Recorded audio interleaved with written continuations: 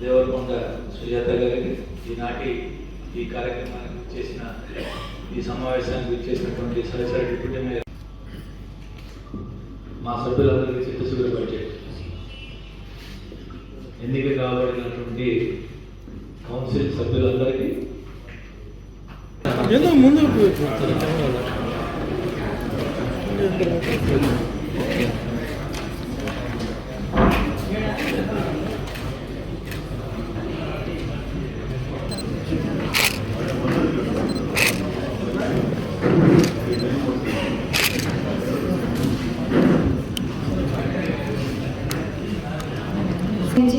ప్రణాళికాబద్ధంగా అమలు చేయబోతున్న బడ్జెట్ను మేము ముందుకు ప్రకటిస్తున్నాం. రాష్ట్ర పురపాలక మరియు పట్టణాభివృద్ధి శాఖ మంత్రి వర్యులు డాక్టర్ పొంగూరు నారాయణ గారికి, రూరల్ నియోజకవర్గ ఎమ్మెల్యే గారు కోటరెడ్డి శ్రీధర్ రెడ్డి గారికి, పార్లమెంట్ సభ్యులు వేమిరెడ్డి ప్రభాకర్ రెడ్డి గారి ఆలోచనలతో సహకారంతో నెల్లూరు నగరపాలక సంస్థను ఆదర్శంగా తీర్చిదిద్దేందుకు అవసరమైన బడ్జెట్ రూపకల్పనలో వారందరితో సంప్రదించి వారి సలహాలు సూచనలు తీసుకోవడమైంది. 127,60,249 రూపాయలు నిల్వలతో ప్రారంభమవుతున్నాం.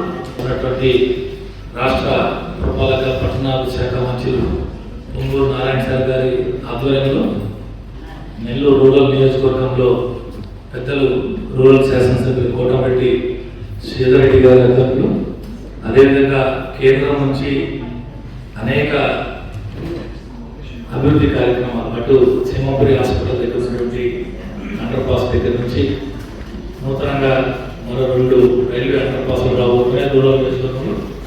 ఇవి అటు గౌరవ మంత్రి గారితో ఇటు శాసనసభ్యులతో కలిసి ఢిల్లీలో సమన్వయం చేస్తున్న పార్లమెంట్ సభ్యులు పెద్దలు వేమిరెడ్డి ప్రభాకర్ రెడ్డి గారి నేతృత్వంలో చక్కగా అభివృద్ధి కార్యక్రమాలు జరుగుతున్నాయి. ఈ బడ్జెట్లో కూడా అన్ని రకాల కేటాయించడానికి గౌరవ మేయర్ గారికి ప్రత్యేక ధన్యవాదాలు తెలియజేసుకుంటూ, మిగిలి ఉన్నటువంటి 7 మాసాల కాలంలో మనందరం సమిష్టి కృషితో సమన్వయంతో ఈ నగరపాలక సంస్థని మరింతగా ముందుకు తీసుకెళ్లేదానికి ప్రతి ఒక్కరూ పనిచేస్తామని చెప్పి ఆ దిశగా ప్రతి ఒక్క కార్పొరేట్లు అధికారులందరూ సహకరించాలని మనస్ఫూర్తిగా కోరుకుంటూ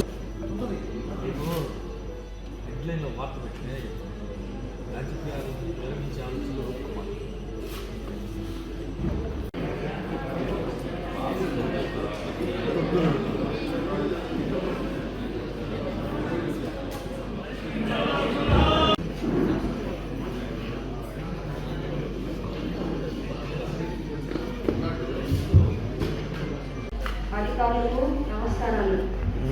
నేరుగా మేము బాధ్యతలు స్వీకరించిన అనంతరం తొలిసారిగా నెల్లూరు నగరపాలక సంస్థ బడ్జెట్ ప్రత్యేక సమావేశానికి విచ్చేసిన డిప్యూటీ మేయర్లు, కార్పొరేటర్లకు, మీడియా మిత్రులు 2026-27 ఆర్థిక సంవత్సరానికి సంబంధించి స్థాయిలో అందరూ ప్రజలు ప్రతినిధులు అభిప్రాయాలతో అనుభవజ్ఞులతో కార్యక్రమాలను కౌన్సిల్ దృష్టికి తీసుకొస్తున్నారు.